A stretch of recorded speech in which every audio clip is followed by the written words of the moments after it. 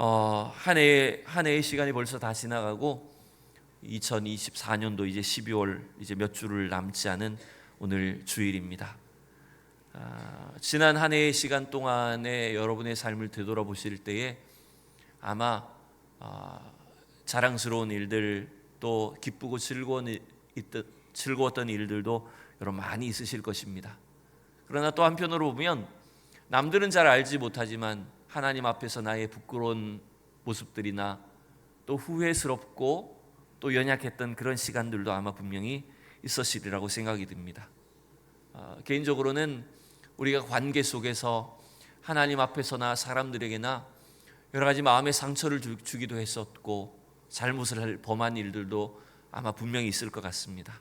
특별히 우리가 12월 이 연말을 보내면서 새해에 대한 계획을 세우고 준비를 해야 되지만 동시에 우리는 나의 한 해를 뒤돌아보면서 우리가 그렇게 부족했던 것들을 또 회개하고 또 반성하고 새롭게 우리의 죄와 잘못들을 하나님 앞에 고백하며 2025년도를 준비하고 열어갈 수 있는 우리 모두가 될 수 있기를 진심으로 축복합니다. 여러분, 기독교 신앙의 아름다운 면은 뭐냐면 죄를 인정하고 고백한다는 것입니다. 우리 죄의 문제를 하나님 앞에 고백해서 그 죄의 사함을 얻고 용서받고 또 용서하고 그래서 화목을 이루는 것이 우리 기독교 신앙의 본질적인 구원입니다. 왜 예수 그리스도께서 이 땅에 오셨을까요? 조금 있으면 12월 25일 성탄절, 주님의 탄생을 이제 기뻐하는 날인데 왜 예수님이 이 땅에 오셨습니까? 바로 우리의 죄 때문에 오신 것입니다. 우리의 모든 죄의 문제를 해결하시기 위해서 예수님이 이 땅에 오셨습니다. 그래서 우리가 그 예수님 앞에 우리의 죄의 문제를 고백하고 또 그 죄의 사함을 얻고 하나님과 회복하게 되면 그 놀라운 구원의 은혜를 우리 자신만 누리는 것이 아니라 또한 이 세상 속에서 하나님을 알지 못하는 많은 사람들 가운데 하나님의 구원을 증거하고 선포하는 그런 놀라운 역사가 나타나게 된다는 것입니다. 여러분, 오늘 다시 한번 주님 앞에 이 하나님의 구원을 믿으며 나아가는 참된 예배자들로 우리가 온전히 설 수 있기를 진심으로 축복합니다. 오늘 시편 51편의 말씀은 우리가 잘 아는 것처럼 이 시의 배경이 너무나 유명한 사건을 다루고 있는 것을 압니다. 시편 51편은 다윗의 시라고 되어 있고 인도자를 따라 부르는 노래, 그 배경이 무엇입니까? 다윗이 밧세바와 동침한 후에, 즉 자기 부인이 아닌 남의 여자를 동침하고 나서 그 죄를 숨기기 위해서 또 어떻게 했을까요? 그 부인의 남편을 죽이도록 합니다. 그러니까 간음의 죄를 저질렀을 뿐만 아니라 살인죄까지 저지르고 그 자기의 죄를 깨닫지 못했을 때에 하나님께서 나단 선지자를 다윗에게 보내셔서 나단의 책망을 들은 후에서야 이 다윗이 자기의 죄를 깨달은 사건입니다. 그때 고백하며 지은 시가 바로 시편 51편의 내용입니다. 여러분, 이스라엘의 역사에서 보면 이 다윗은 가장 유명하고 가장 위대하고 존경받는 그런 인물이었습니다. 그런데 여러분, 그가 하나님과 백성들 앞에서 참 완벽한 사람, 완전한 그런 신앙인처럼 보이지만 그가 저질렀던 이 죄, 그가 범했던 이 잘못을 살펴보면 어떻게 이런 일을 할 수가 있을까 싶은 그런 느낌이 듭니다. 다윗과 같은 그런 인물이 어떻게 이런 죄를 저지를 수 있을까라고 우리가 참 안타까운 마음이 들게 하는 것입니다. 여러분, 그러나 다행스럽게도 다윗은 자신의 죄와 잘못을 숨기거나 은폐하지 않았습니다. 나단 선지자의 책망을 통해서 하나님 앞에 자기의 죄를 고백하고 또 처절한 회개와 부르짖음으로 하나님 앞에 다시 설 수 있게 되었던 것입니다. 여러분, 우리가 다윗이 왜 위대한 사람이라고, 다윗의 신앙을 왜 그렇게 평가하냐면 그것은 다윗이 완벽한 사람이어서가 아닙니다. 그의 약점, 그의 단점, 범죄, 부족한 점들이 있었음에도 불구하고 그 문제를 가지고 하나님 앞에 나아가는 사람이었기 때문에 그렇습니다. 그래서 오늘 다윗의 그 예배를, 다윗의 그 기도를 하나님께서 어떻게 기뻐하셨는지, 우리가 왜 이 상한 심령으로 하나님께 나아가며 기도해야 될지를 알려주는 것이 오늘 시편 51편의 말씀이다라고 할 수 있는 것입니다. 여러분, 시편 51편에서 다윗이 깨달은 중요한 예배의 원리가 바로 오늘 17절의 말씀이라고 할 수 있습니다. 다 같이 17절을 다시 한번 읽어보겠습니다. 시작. 하나님께서 구하시는 제사는 상한 심령이라. 하나님이여 상하고 통회하는 마음을 주께서 멸시하지 아니하시리이다. 아멘. 17절 말씀을 통해서 다윗은 하나님이 구하시는 제사가 많은 동물, 많은 물질을 드리는 제사가 아니라 뭘 드리는 것이라고 말합니까? 상한 심령으로 드리는 제사라고 말합니다. 즉 죄로 인하여서 망가진 자기 자신을 하나님 앞에 드리는 그 예배, 그 제사를 하나님께서 받으신다라고 말씀하고 계시는 것입니다. 여러분, 여기서 상한 심령이라는 단어, 상했다라는 말은 무슨 말이냐면요, 깨어졌다는 것을 말합니다. 그냥 조그만 상처를 받았다, 조그만 내 마음에 그냥 흠집이 생겼다, 이 정도를 말하는 게 아니라 상했다라고 하는 것은 깨뜨려진 것을 말합니다. 산산조각 나버린 것을 말합니다. 이 세상 속에서 우리가 경험하는 이 죄의 문제로 인해서 우리의 인생이, 우리의 심령이 깨져버린 것입니다. 그런 완전히 절망적인 상황 속에서 하나님께 나아갔을 때 하나님은 그 상한 심령을, 깨어지고 부서진 마음을 기쁘게 받아주시고 그 심령을 회복시켜 주시고 치료해 주신다는 것을 말씀하고 계시는 것입니다. 그래서 오늘 이 다윗이 경험한, 다윗이 고백한 시의 내용을 통해서 하나님이 하시는 일들을 우리는 몇 가지를 정리해 볼 수 있어요. 처음에 1절과 2절을 통해서 보면 하나님이 우리 상한 심령으로 주님 앞에 나아갈 때 어떤 일을 하신다는 것을 알 수 있을까요? 우리 1절, 2절을 읽어봅시다. 시작. 하나님이여 주의 인자를 따라 내게 은혜를 베푸시며 주의 많은 긍휼을 따라 내 죄악을 치워주소서. 여러분, 이건 물론 다윗 자신의 고백이긴 하지만 하나님 앞에 나아갈 때 우리의 죄를 어떻게 하신다고 말합니까? 치우신다는 겁니다. 2절에 의하면 깨끗하게 하신다는 겁니다. 나의 죄악을 맑게 씻으며 나의 죄를 깨끗이 제하소서. 여러분, 하나님 앞에 우리의 상한 심령을 가지고 나아갈 때, 우리의 죄를 고백할 때 하나님은 우리의 죄를 씻어주시고 깨끗하게 하시고 우리를 정결하게 하실 수 있는 분이십니다. 두 번째, 여러분, 하나님 어떤 일을 하실까요? 10절을 읽어봅시다. 시작. 하나님이여 내 속에 정한 마음을 창조하시고 내 안에 정직한 영을 새롭게 하소서. 12절도 읽습니다. 주의 구원의 즐거움을 내게 회복시켜 주시고 자원하는 심령을 주사 나를 붙드소서. 여러분, 하나님은 죄로 인하여서 깨어지고 연약해진 우리의 심령을 회복시켜 주시는 분이십니다. 그래서 아무리 세상 속에서 더러워지고 추해 보여도 하나님 앞에 나아가는 자들을 하나님 반드시 고쳐주시고 치료해 주시는 것입니다. 거기다 더해서 하나님은 어떤 일을 하실까요? 하나님은 이러한 죄인들을 고치시고 회복시키실 뿐만 아니라 이 죄인들을 하나님의 능력의 도구로 사용해 주신다는 것입니다. 이것이 바로 하나님이 하시는 일이에요. 그래서 다윗의 간구는 이 세 가지 일에 초점이 맞추어져 있습니다. 비록 엄청난 범죄로 인해서 하나님 앞에 설 수 없는 인생이 되었지만 그럼에도 불구하고 하나님은 나의 죄를 깨끗게 하시는 분이시고 우리를 이 죄악 속에서도 우리를 회복시켜 주실 수 있는 분이시고 또한 비록 범죄하였지만 그 이후에 우리를 새롭게 하여 주셔서 하나님의 능력의 도구로 사용해 주신다는 것입니다. 여러분, 이 일이 우리 모두에게도 그대로 해당된다는 것을 여러분 믿으셔야 됩니다. 여러분, 이것이 우리의 소원이 될 수 있기를 원합니다. 특별히 2024년 한 해를 이렇게 마감해가는 시점에 제가 서두에 말씀드렸지만 우리의 잘못, 우리의 연약함이 얼마나 많을까요? 또 우리 안에 깨어진 심령으로 인해서 하나님 앞에 나아가기가 힘든 그런 상황들도 얼마나 많이 있겠습니까?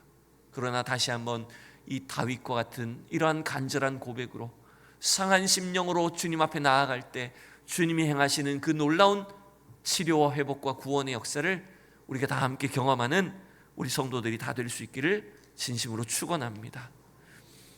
오늘 이 다윗의 고백을 통해 우리가 상한 심령으로 하나님께 예배하고 하나님 앞에 나아갔을 때 하나님이 이루시는 그 최고의 결과가 있다는 걸 여러분 믿으셔야 됩니다. 특별히 이러한 일들이 있기 위해서 먼저 우리 안에 좀 선행돼야 될 일들이 뭐가 있을까? 다윗이 이와 같이 기도할 수 있었던 비결과 근거가 뭐였을지를 제가 이렇게 한번 세 가지로 정리를 해봤습니다. 첫 번째는 여러분, 상한 심령으로 하나님께 예배하는 자, 그 예배를 하나님께서 받으시는데 특별히 우리에게 선행돼야 되는 첫 번째 일이 있다면 그것은 바로 이 죄의 참혹함을 깨달아야 된다는 것입니다. 여러분, 세상 사람들 중에 자기가 죄인이라고 하는 걸 인정하기를 좋아하는 사람이 어디 있겠습니까? 아무도 없습니다. 여러분, 우리가 죄인이라고, 여러분 서로에게 여러분 죄인이라고 말할 때 그걸 즐거워하고 기뻐하는 사람이 있겠습니까? 상대방의 죄를 들추어내는 것을 좋아하는 사람이 누가 있겠습니까?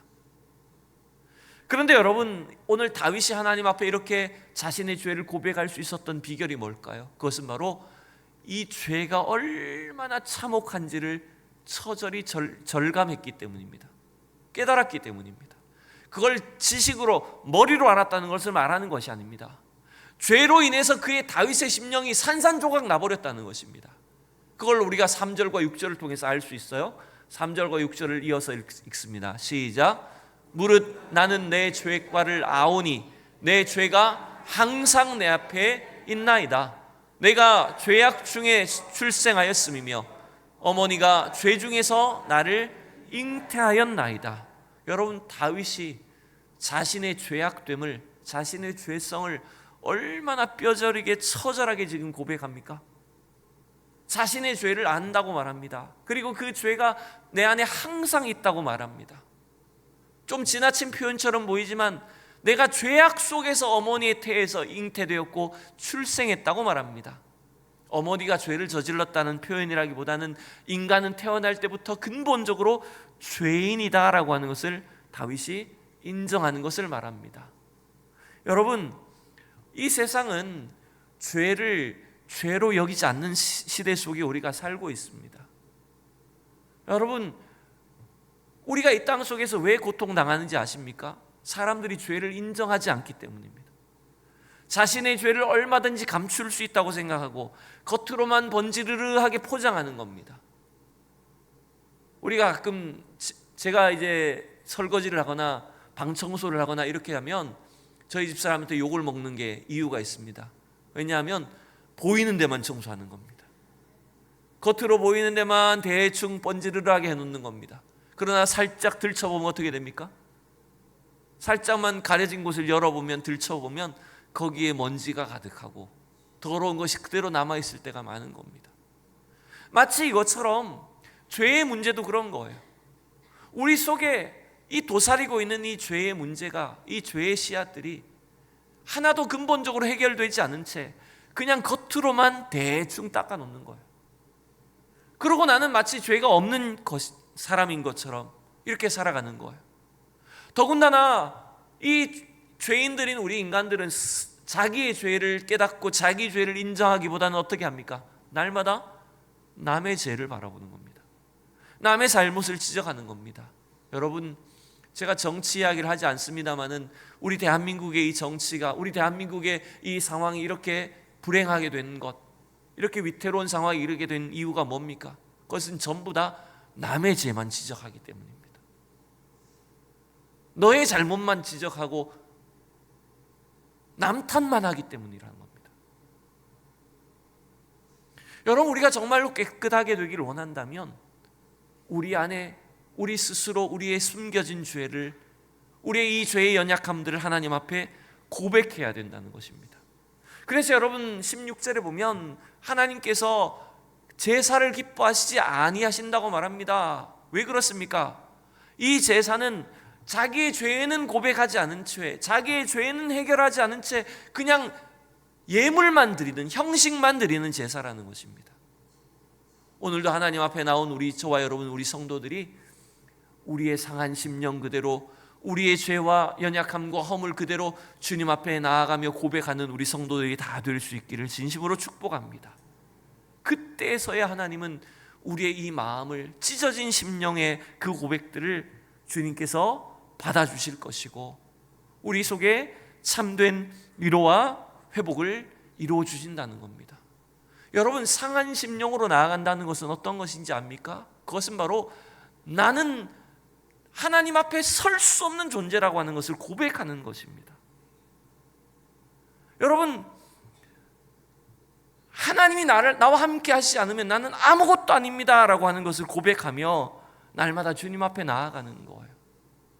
제가 이렇게 최근에 이렇게 지내오면서 제 마음속으로라도 누군가에게 이렇게 뭔가 비방하는 말, 누군가를 약간 핀잔 주는 말을 했던 것들도 참 후회될 때가 있더라고요. 지난 추석 때인가, 추석 때 시골을 내려갔더니 저희 큰 매형이 막 비염에 막 시달리시는 거예요. 계절이 바뀌니까 비염이 엄청 고생을 하는 거예요. 근데 항상 여러분, 혹시라도 여러분 우리 마음속에 그런 생각 들지 않습니까? 나한테는 없는 질병, 딴 사람한테 있는 그 질병을 보면서 어떤 마음을 먹을 때가 있을까요? 아유, 무슨 사람이 저렇게 약해? 뭐 저런 비염 가지고 이렇게 고생을 해? 나는 그런 걸 경험해 본 적이 없으니까. 은근히 내 마음속에 그런 마음이 있더라고요. 우리 매형이 또 이 설교를 보실 건데, 네. 은근히 제 마음속에 그런 생각이 잠깐 들었었어요. 근데 딱 그 시골에 갔다 온 다음 주에 제가 바로 감기에 걸려버렸습니다. 딱 그러면서 제가 딱 생각이 나는 거예요. 내가 뭐가 그렇게 대단하다고 남의 약점을, 남의 부족한 점을 그렇게 내 마음속으로 비교하고 지적하고, 이런 하나하나조차도 사실은 얼마나 내 속에 이런 죄의 씨앗들이, 죄성들이 도사리고 있는지를 알게 해주는 것입니다. 여러분, 그래서 도리어 우리가 이렇게 죄의 문제로 인해서 고통당하고 때때로 상처 입기도 하고요, 깨어지는 심령이 되는 것이 오히려 감사한 일일 수 있다는 것도 여러분 깨달으실 수 있기 바랍니다. 왜 그런지 압니까? 상한 심령이 되어서야 하나님께 나아가기 때문입니다. 상한 심령이 되어서 하나님을 의지할 수 있게 되니까 그게 감사한 일이더라는 거예요. 누가복음 18장에 보면 우리가 잘 아는 것처럼 이 그림을 보시면 아시죠? 여러분, 이 그림이 뭐냐면 바리새인과 세리가 두 사람이 성전에 올라가서 기도하는 장면이죠. 바리새인은 뭐라고 기도할까요? 하나님, 제가 이렇게 하나님 잘 섬기게 하심이 감사합니다. 11조도 잘 드리고 금식도 하고 나는 저 세리처럼 저런 죄인과 같지 아니함을 감사합니다. 하나님, 내 신앙을 이렇게 주셔서 감사합니다. 사람들에게 막 자기의 믿음을 자랑하면서 떠벌리고 기도를 했습니다. 그러나 세리는 어떻게 했습니까? 세리는 한쪽 구석에 서서 고개도 들지 못합니다. 왜요? 하나님 앞에 나는 죄인입니다 라고 그 고백밖에 못하는 거예요.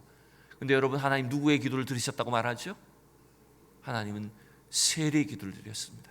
13절을 우리 읽어볼까요? 시작. 세리는 멀리 서서 감히 눈을 들어 하늘을 쳐다보지도 못하고 다만 가슴을 치며 이르되 하나님이여 불쌍히 여기소서, 나는 죄인으로소이다 하였느니라.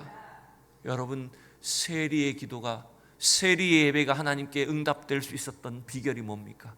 그것은 바로 자기의 죄를 처절히 절망하며 깨달았기 때문이라는 것입니다. 여러분, 오늘도 우리가 하나님 앞에 이런 얼마나 철저한 죄인인가라고 하는 것들을 깨닫고 주님 앞에 나아갈 때, 상한 심령으로 하나님께 나아가며 예배할 때 주님이 우리의 고백들을 받아주실 줄로 믿습니다. 두 번째, 여러분, 우리가 상한 심령의 예배자로 하나님께 나아갈 수 있는 비결이 뭔지 압니까? 그것은 바로 자격 없는 자에게 은혜를 베푸시는 것이 하나님의 은혜이기 때문이라는 것입니다. 자격 없는 자를 찾아오셔서 은혜를 베푸시고 구원해 주시는 것이 하나님의 그 사랑이라는 걸 여러분 믿으시기 바랍니다. 여러분, 우리가 어떤 죄와 타락으로 인해서 하나님을 멀리 떠나 있을지라도, 아무리 여러분 하나님으로부터 멀리 떠나도 그 죄인을 찾아오시는 분은 하나님이십니다.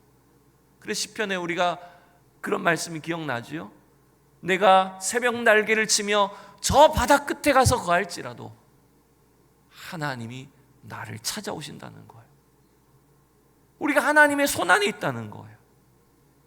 그래서 여러분, 이 다윗이 그가 왕으로서 저지른 이 죄가 아무리 흉악하고 그가 메시아의 조상으로서 합당하지 않은 이런 심각한 죄를 저질렀음에도 불구하고 하나님은 그를 찾아오시는 거예요. 이건 다윗에게만 해당되는 것이 아닙니다.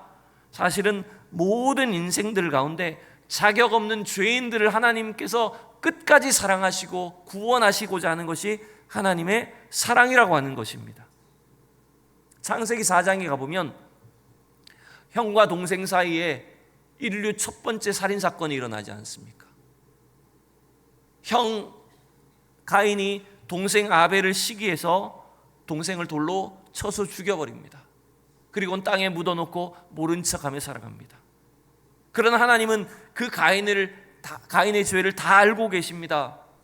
가인은 그 죄로 인해서 이 땅을 유리방황하며 고난을 당하는 삶을 살게 되어 있습니다. 그러나 그럼에도 불구하고 그 다윗은 죄의 형벌을 받아야 됨에도 불구하고 하나님은 가인을 다른 사람에 의해서 죽이지 못하도록 지켜주셨던 걸 여러분 기억하실 것입니다.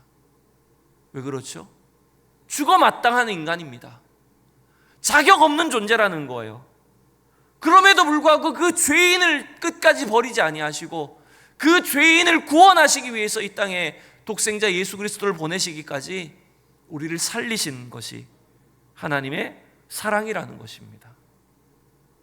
여러분, 그래서 우리가 아무 자격이 없음을 고백하며 상한 심령으로 하나님 앞에 통회 자복하며 주님 앞에 나아갈 때 하나님이 우리 죄인 된 우리의 심령을 어루만져 주시고 회복시켜 주신다는 것입니다. 여러분, 이런 놀라운 은총이 상한 심령으로 하나님께 나아가는 우리 성도들 가운데 넘칠 수 있기를 축원합니다.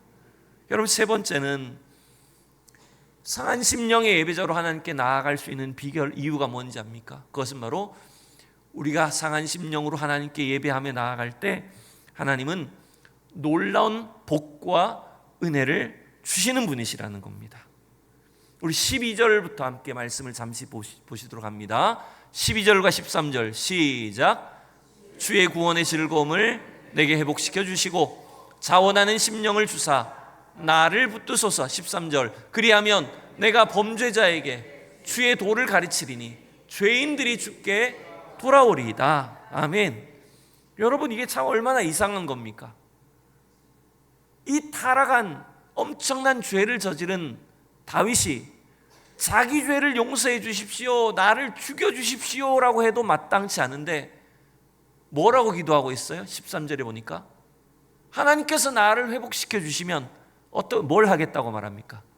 내가 범죄자에게 주의 도를 가르치리니 죄인들이 주께 돌아올 것입니다. 아니, 자기가 죄인이면서 누구를 가르치겠다는 걸까요? 누구를 회복시키겠다는 겁니까? 이게 참 마땅치 않은 말처럼 보이죠.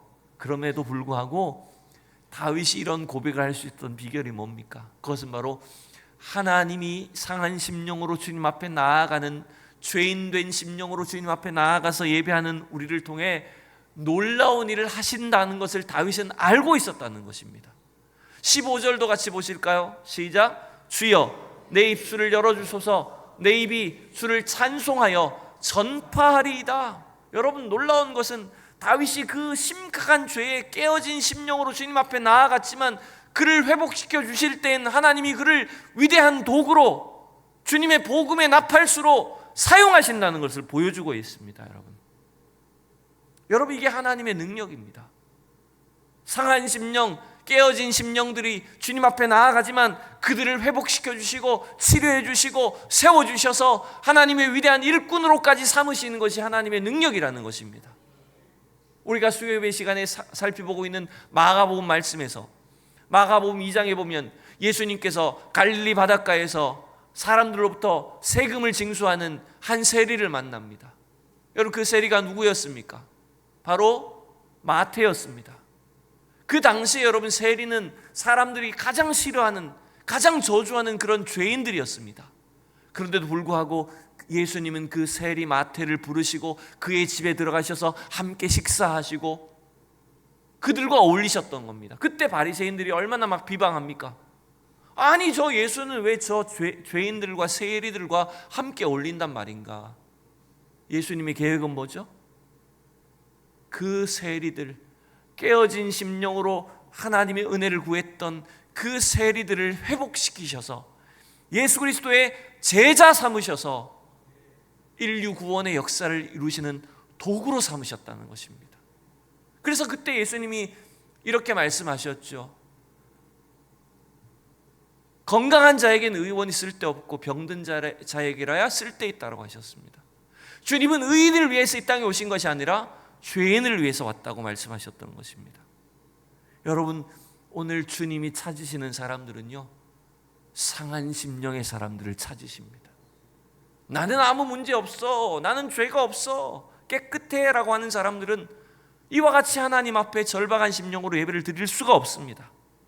그러나 도리어 나의 죄에 대해서 절망하고 나는 자격이 없고 나는 앞날에 가능성도 없다라고 여길 만큼 스스로 절망하는 인생, 그러나 그럼에도 불구하고 하나님 앞에 믿음을 고백하며 상한 심령으로 하나님께 예배하며 나아가는 성도들을 통해서 주님은 그들을 위대한 구원의 능력의 도구로 사용해 주신다는 거예요.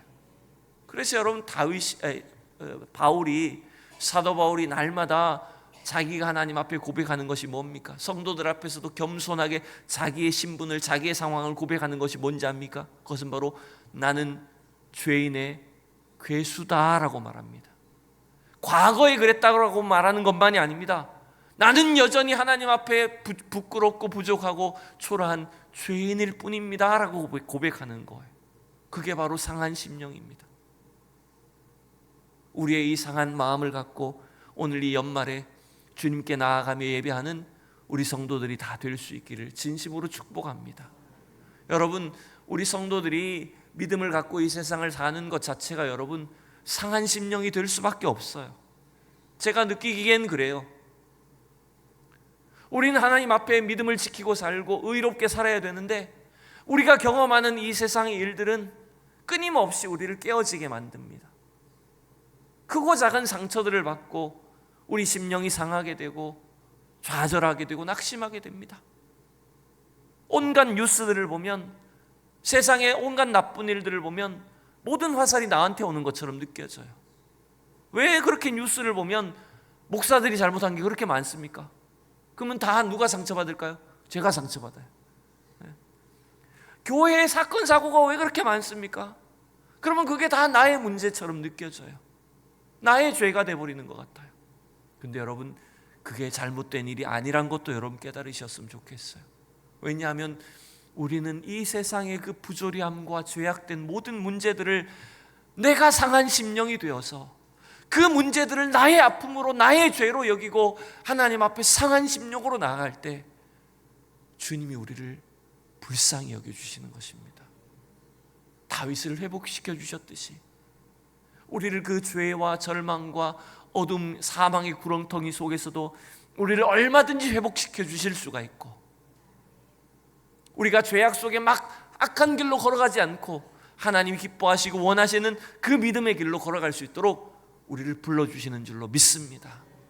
오늘도 상한 심령으로 주님 앞에 이렇게 함께 나와 예배하는 우리 온 성도들의 마음을, 중심을 주님께서 고쳐주시고 치료해 주시고 세워주시는 위대하고 놀라운 역사가 일어나게 될 줄로 믿습니다.